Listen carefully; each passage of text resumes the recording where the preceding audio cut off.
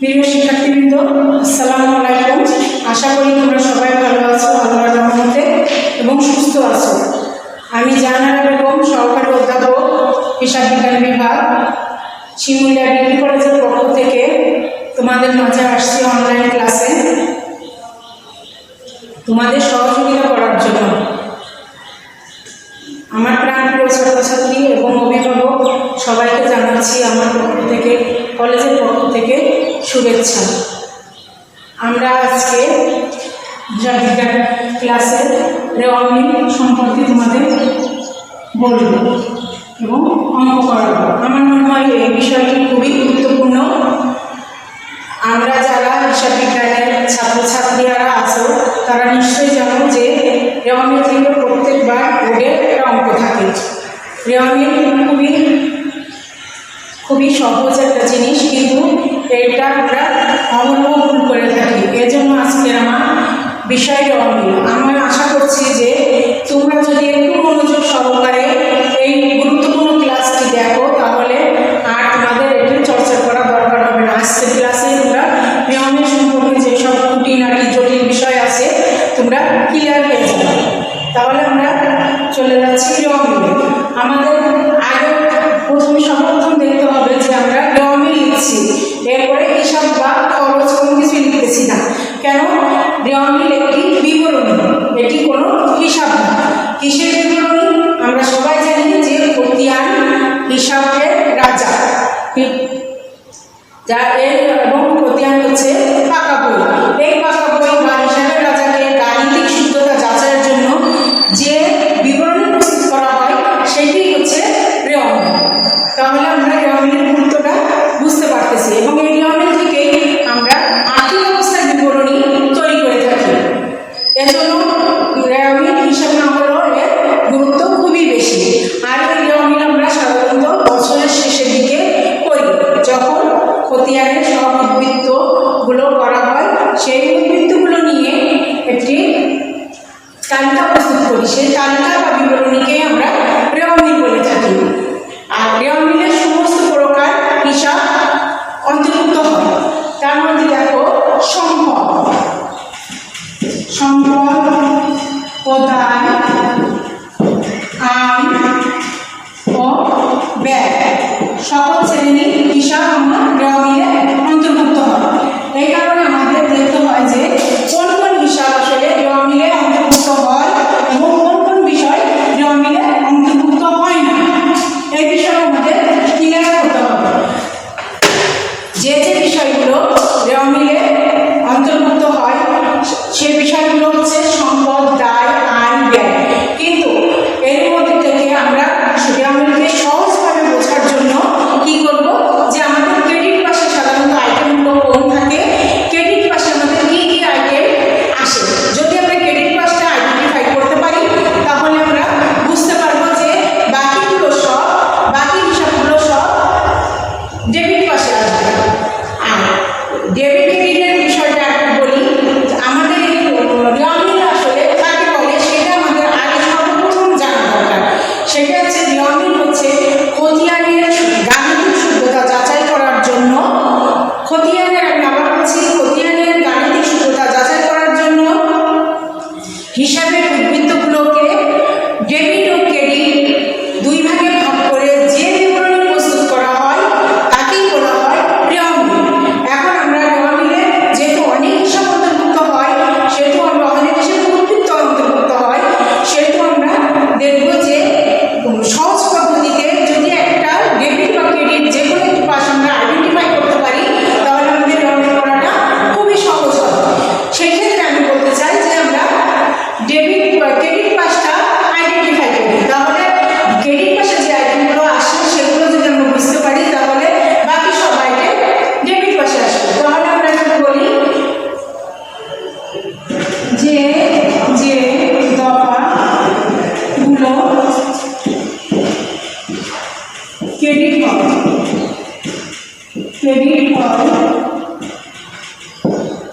সেইগুলো আমরা যে দফাগুলো ক্রেডিট হয়। তাহলে আমরা মার্কিং করে দেখি। একে আসে বিক্রয়, 2 মূলধন মূলধন 3 হচ্ছে বিক্রয় মূলধন পাওনা বা প্রদত্ত হিসাব 4 হচ্ছে প্রদত্ত বিল 5 হচ্ছে ঋণপত্র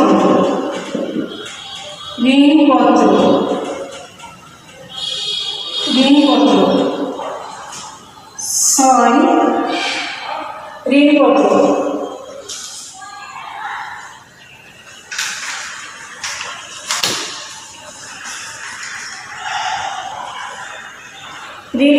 তারপরে হচ্ছে অগ্রিম গ্রহণ বিনিয়োগের সুদ অগ্রিম গ্রহণ বিনিয়োগের সুদ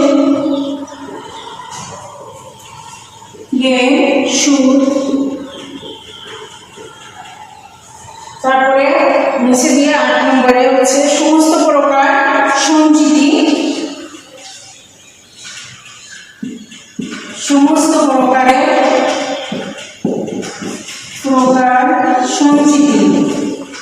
সঞ্চিতি বা সঞ্চিতি তহবিল 9 হচ্ছে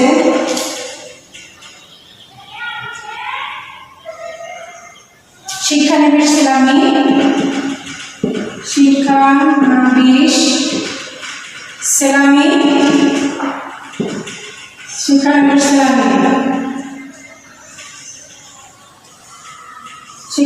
সেলামি শেয়ার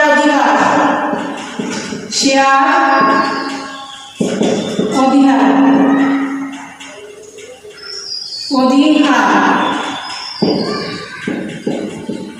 দেনাদারের বার্তা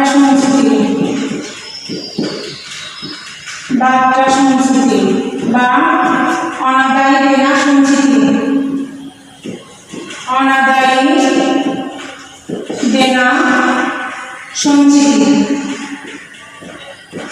সঞ্চিতি এই বিষয়গুলি এই 11টা বিষয় আমার ক্রেডিট পাশে অন্তর্ভুক্ত হয়।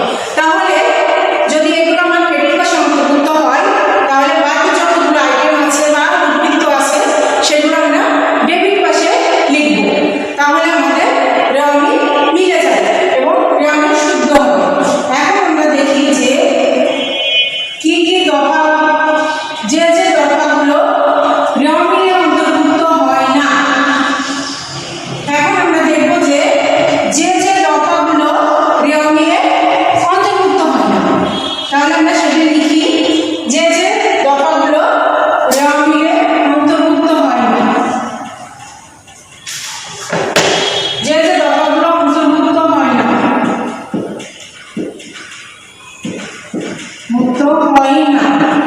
দফাগুলো রেওয়ানির অন্তর্ভুক্ত হয় না। তার ভিতরে 1 নম্বর হচ্ছে সমমনি মজুদ পণ্য 1।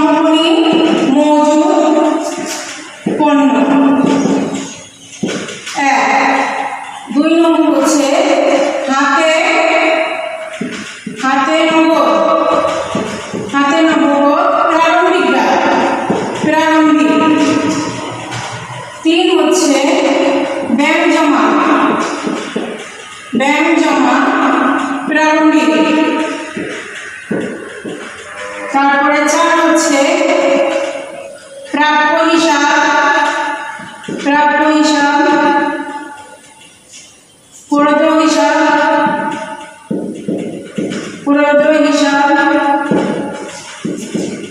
2 হচ্ছে প্রারম্ভিক প্রাপ্য হিসাব প্রারম্ভিক প্রদত্ত হিসাবে অন্তর্ভুক্ত হয় না। তারপরে হচ্ছে সম্ভাব্য দায়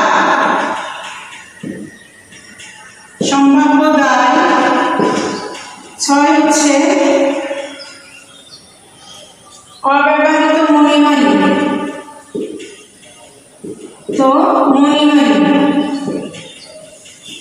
মণিহারি 7 হচ্ছে সমন্বিত ক্রম। সমন্বিত এখানে বলা আছে, এখানে আমি একটু করে মুছে দিয়ে এখানে লিখি সমন্বিত ক্রম। যদি র মিলে সমন্বিত ক্রম। 7 নম্বর হচ্ছে সমন্বিত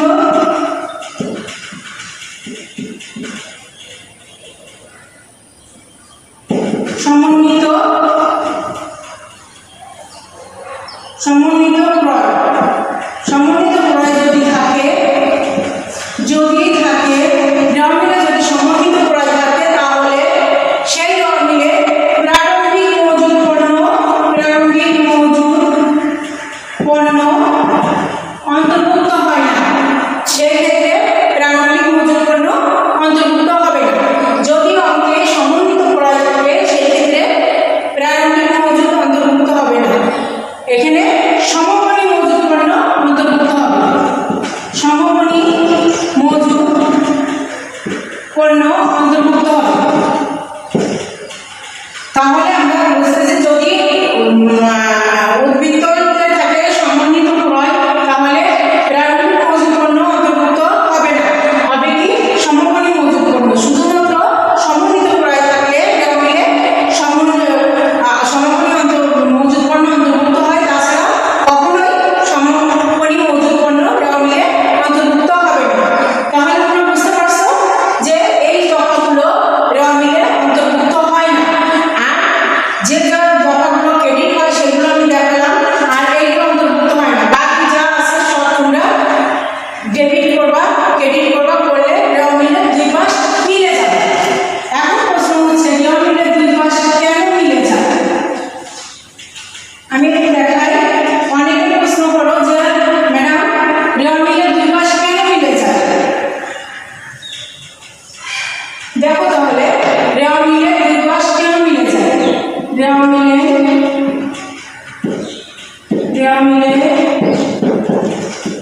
2 মাস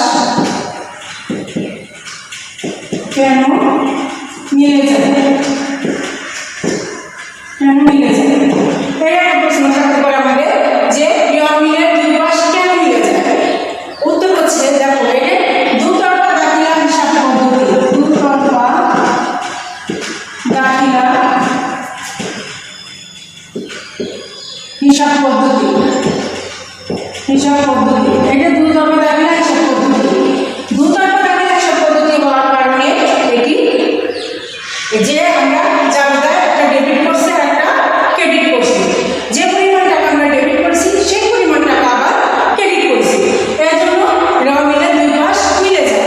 আরেকটা কারণ হচ্ছে যদি আমাদের হিসাব তুলতে জাবেদা থেকে খতিয়ান হিসাব তুলতে কোনো ভুল না হয়। 3 নম্বর কারণ হচ্ছে কোনো হিসাবের উদ্বৃত্ত খতিয়ান থেকে মিলে তুলতে ভুল না হয়। যদি সব ঠিকঠাক থাকে তাহলে আমার মিলে 2 মাস অবশ্যই মিলে যাবে, কারণ এটি দুতরফা দাখিলা হিসাব পদ্ধতি। এখন দেখো অনেক সময় আমরা যখন মিলে 2 মাস মিলে না তখন আমরা অনেক সময় অনিশ্চিত হিসাব দিই। একটা যখন 2 মাস মিলে না তখন আমরা অনিশ্চিত হিসাব দিই। তখন আমরা কি করি? একটা অনিশ্চিত হিসাব দিই। অনিশ্চিত হিসাব। এই অনিশ্চিত হিসাবটা কি? এটা একটা সাময়িক হিসাব। যখন আমি কোনো হিসাব খুঁজে না পাই, কখনো না মিলে তখন আমরা অনিশ্চিত হিসাব দিই। কিন্তু যখন এই হিসাবটা খুঁজে পাওয়া যায় তখন কিন্তু আমরা আবার এটা যদি ডেবিট করি তাহলে ক্রেডিট করে এটা ডিলিট করি, না ক্রেডিট করলে ডেবিট করে এটা ডিলিট করি, বা রিভার্সাল এন্ট্রি দিয়ে আমরা এটা ডিলিট করে দিই। এই জন্য অনিশ্চিত হিসাবটাকে একটা সাময়িক হিসাব বলা হয়। কিন্তু মিলে 2 মাস আমার সব ঠিক থাকলে 2 মাস যদি না মেলে আমি সঙ্গে সঙ্গে অনিশ্চিত হিসাব লিখতে পারবো না। কি জন্য? আমাকে অঙ্কে খেয়াল করতে হবে যে এই অঙ্কে মূলধন আছে কিনা, এই অঙ্কে আমার মূলধন আছে কিনা, এই হিসাবের উদ্বৃত্তগুলোর মধ্যে আমার মূলধনের উদ্বৃত্ত আছে কিনা। যদি মূলধন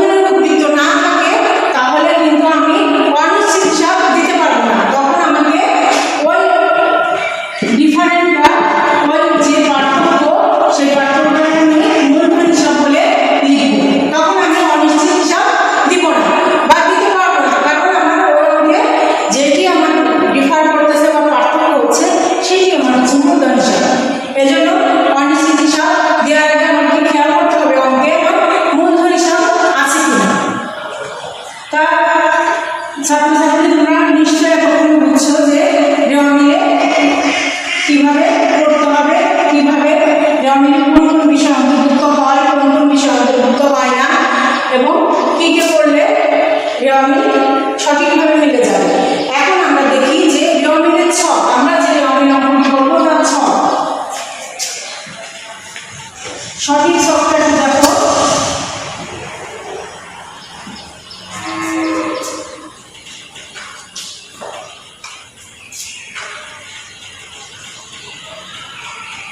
আমরা এখন ছক দেখি। প্রথমে দেব ক্রমিক নম্বর, ক্রমিক নম্বর হিসাব সমূহ।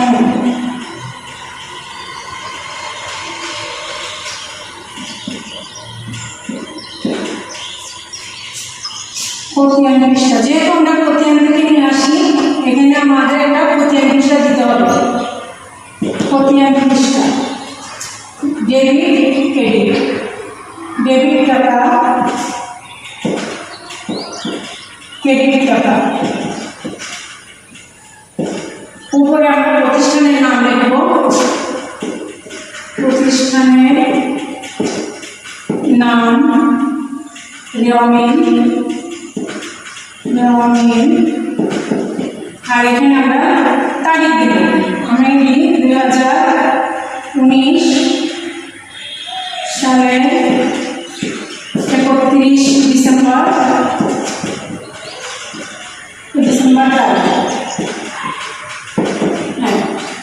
তারিখ। এইটা হচ্ছে আমার হিসাবের ছক। আমরা এই ছকে রেওয়া মিল তৈরি করব। এখন আমরা দেখি লিখবো রেওয়া মিল করার চেষ্টা করব, একটি অঙ্ক করার চেষ্টা করব।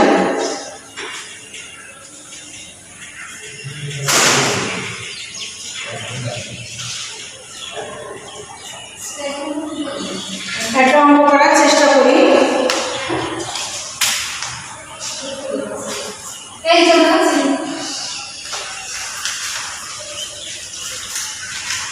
দেখো অঙ্কটা,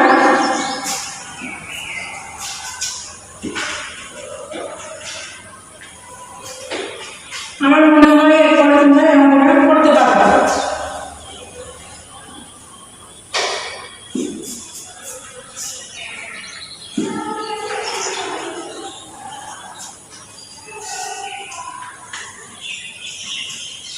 দেখো ক্রমিক নম্বর হিসাব সমূহ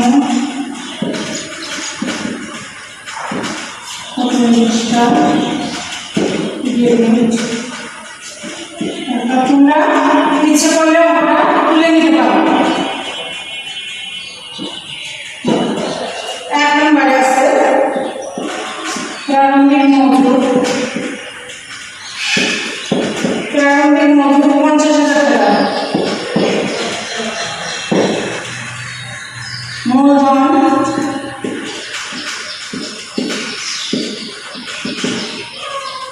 1 লাখ টাকা,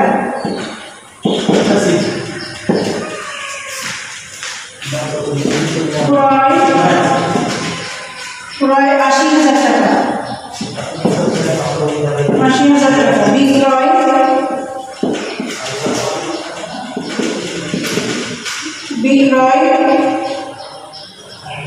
1 লাখ টাকা। অঙ্কটা তোমরা তুলে নাও বাসায়, আমি এটা সমাধান করে দেবো, তারপর তোমরা বাসায় চেষ্টা করো। অঙ্কটা তোমরা তুলে নাও, আমি এখানে সমাধান করে দেবো, তারপরে বাসায় তোমরা চেষ্টা করো। প্রাপ্ত কমিশন,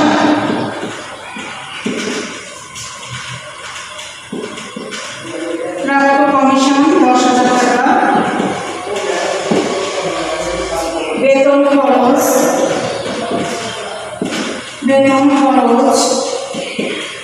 20,000 টাকা, 20,000 টাকা, ভাড়া খরচ 12,000 টাকা, 12,000 টাকা, অনাদায়ী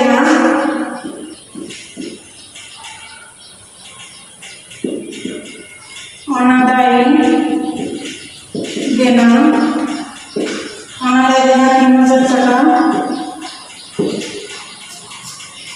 যন্ত্রপাতি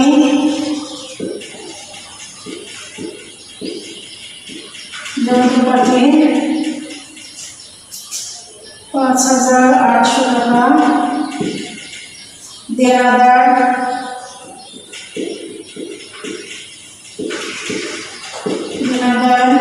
35,000 টাকা, পাওনাদার 40,000 টাকা,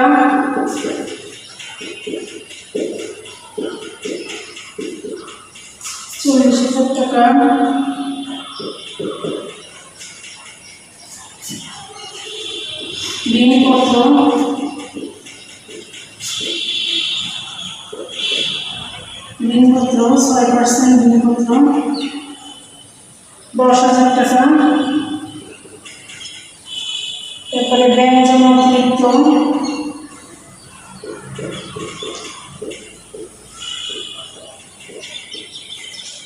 ব্যাংক জমা অতিরিক্ত 80,000 টাকা। বিক্রয় ফেরত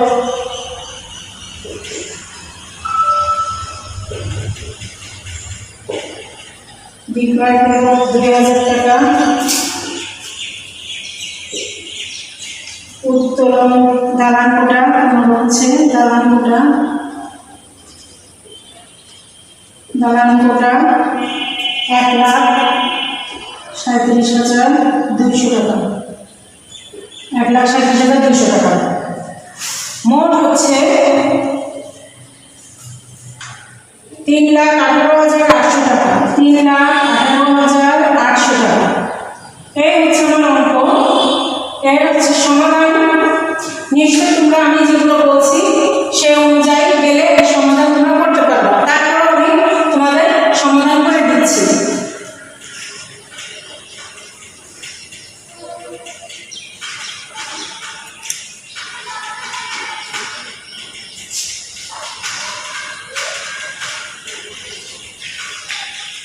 আমি এবার দেখো এটা সমাধান আমি করে দিচ্ছি। প্রারম্ভিক মজুদ ছিল প্রথমে 50,000 টাকা, এটা ডেবিট হবে। আমার সূত্র মতে আমি যে সূত্র লিখছি যে কোনগুলো ক্রেডিট হয়, যেগুলো আমার ক্রেডিট হয় সেগুলো দেখে দেখে আমি ক্রেডিটের দিকে বসাই দেবো, আর বাকিগুলো সব ডেবিট করবো। আর দেখবো যে কোন কোন জিনিস আমার গ্রামীণে অন্তর্ভুক্ত হয় না, যেগুলো আমি প্রথমে তোমাদের লিখে দিলাম। তারপরে দেখো আমার সূত্রের মূলধন ছিল ক্রেডিট, আমি মূলধনটা ক্রেডিট করলাম। মূলধন ক্রেডিট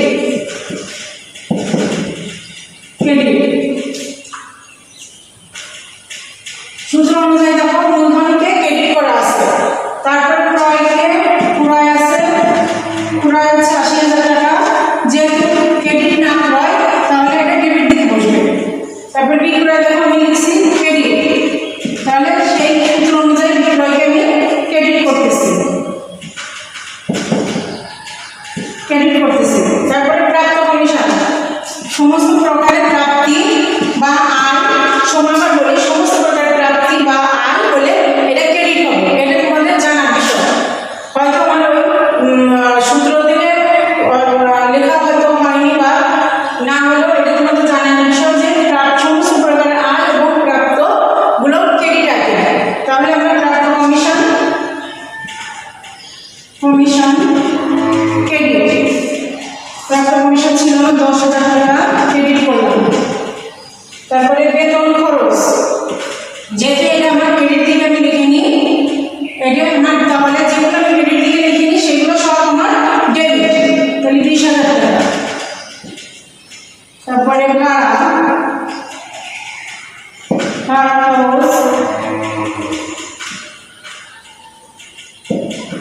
খরচ 12,000 টাকা ডেবিট। তারপরে অনাদায়ী পাওনা, অনাদায়ী দেনা বা পাওনা যেটাই বলি, অনাদায়ী পাওনা 3,000 টাকা। 3,000 টাকা। তারপরে যন্ত্রপাতি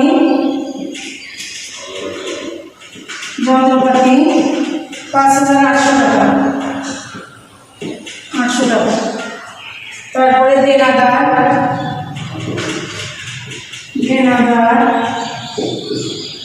আছে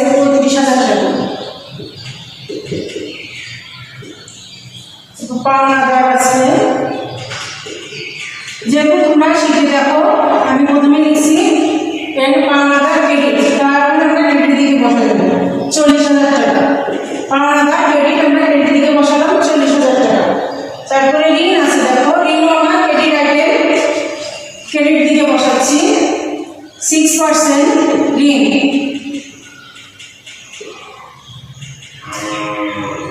6% ঋণ। 6% ঋণ কত টাকা?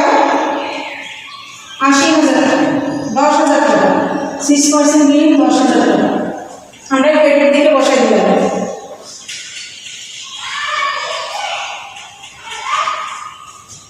তারপর আছে ব্যাংক জমা অতিরিক্ত, এটাও আমার ক্রেডিট আইটেম। ব্যাংক জমা অতিরিক্ত, ব্যাংক জমা অতিরিক্ত ক্রেডিট আইটেম, ক্রেডিট দিকে দিলাম 80,000 টাকা। তারপরে বিক্রয় ফেরত, এটা আমার ক্রেডিট আইটেম না, বিক্রয় ফেরত ডেবিট।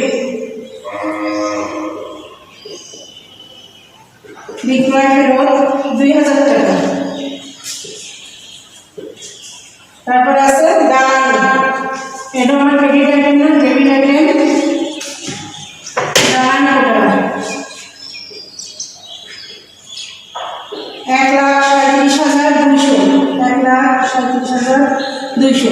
এই দুইবার যোগ করলে আমার ডেবিট ক্রেডিট সমান হয়ে যাবে। এই দুইবার যোগ করলে আমার ডেবিট ক্রেডিট সমান হয়ে যাবে। তাহলে তোমরা দুই পাশ যোগ করে ফেলো, করে দেখবা যে ডেবিট ক্রেডিট দুই পাশ সমান হয়ে গেছে। এখন তোমরা এই অঙ্কে যদি তোমাদের কোনো সমস্যা থাকে আমাকে প্রশ্ন করে বা এই ফেসবুকে যে প্রশ্ন করলে আমি উত্তর দিতে পারবো। আর এখন তোমাদের আমি একটা উদ্দীপক দিই, তোমরা যদি এই ক্লাস ভালোভাবে বুঝে থাকো তাহলে উদ্দীপকটি অ্যান্সার করতে পারবে। তোমাদের আমি বাড়ির ক্লাস দিচ্ছি একটা উদ্দীপক।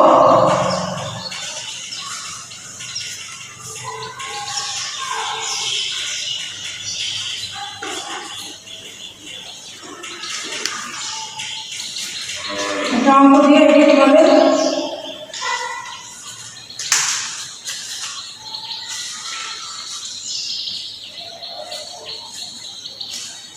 একটা উদ্দীপক দিয়ে বাড়ির কাজ আর একটা অঙ্ক দেবো বাড়ির কাজ।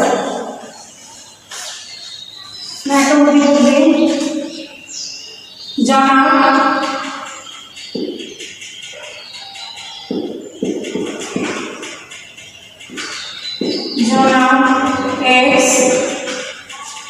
এক্স এর হিসাব বই হতে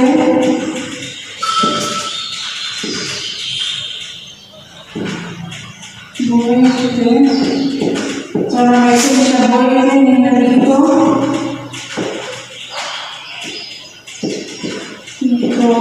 উদ্বৃত্তগুলো নেওয়া হলো। এগুলো নেওয়া হলো।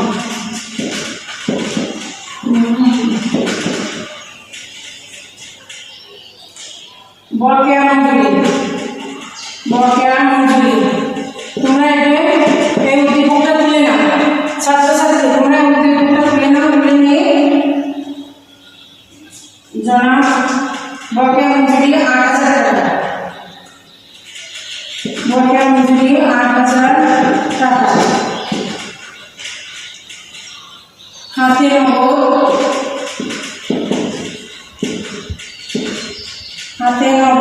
10,000 টাকা।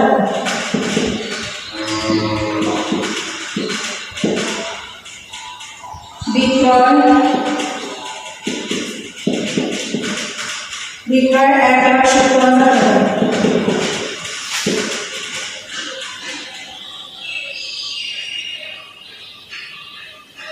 মজুরি 50,000 টাকা। बीमा सेवानी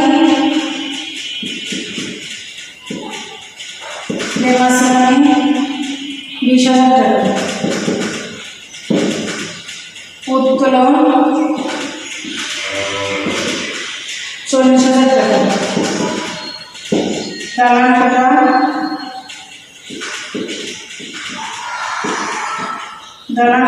50,000 টাকা। এখন দেখো এই উদ্দীপকের আলোকে তোমাদের বলতে হবে 1 নম্বর প্রশ্ন হচ্ছে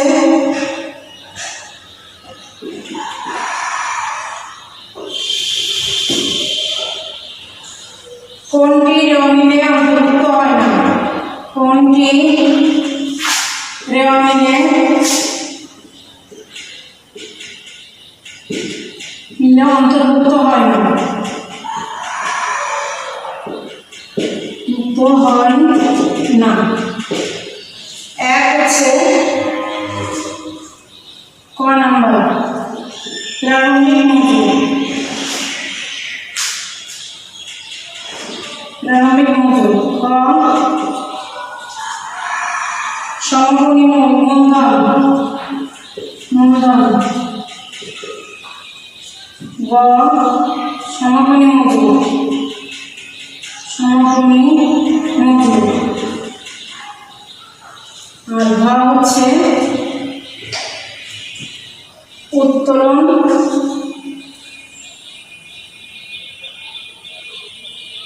ঘ হচ্ছে দালান কোঠা। দ্বিতীয় প্রশ্ন এখানে লিখলাম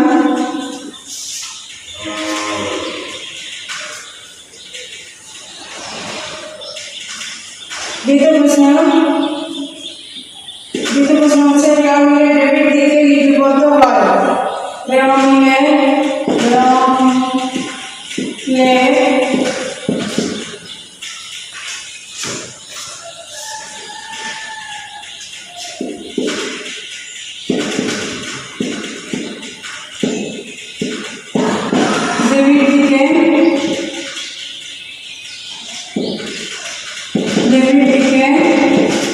অন্তর্ভুক্ত হবে।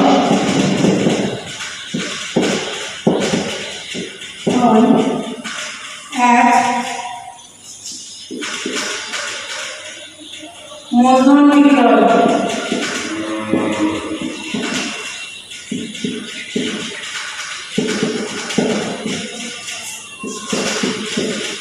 দুই উত্তোলন দালান কোঠা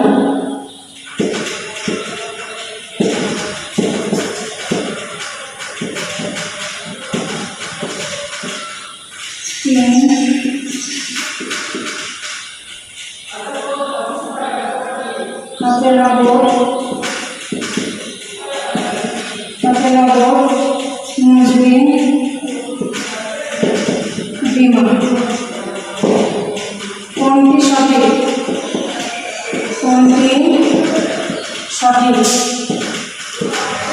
ক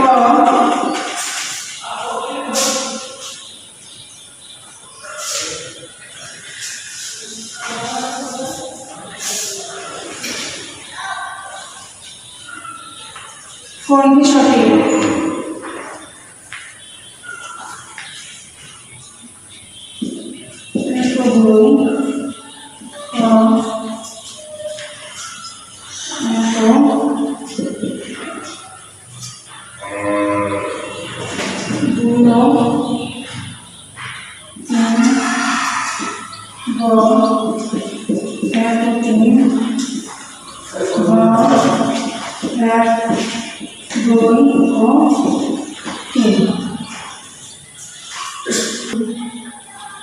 তাহলে তোমরা যদি এই উদ্দীপকের অ্যান্সার করতে পারো তাহলে বোঝা যাবে যে তোমরা ক্লাসটি পরিপূর্ণভাবে বুঝতে পেরেছো। তা আমার মনে হয় এরপরে নিয়ে তোমাদের আর কোনো সমস্যা থাকবে না। যদি কোনো সমস্যা থাকে তো অবশ্যই আমাদেরকে ইনফর্ম করো, আমরা অবশ্যই সমাধান করার চেষ্টা করব।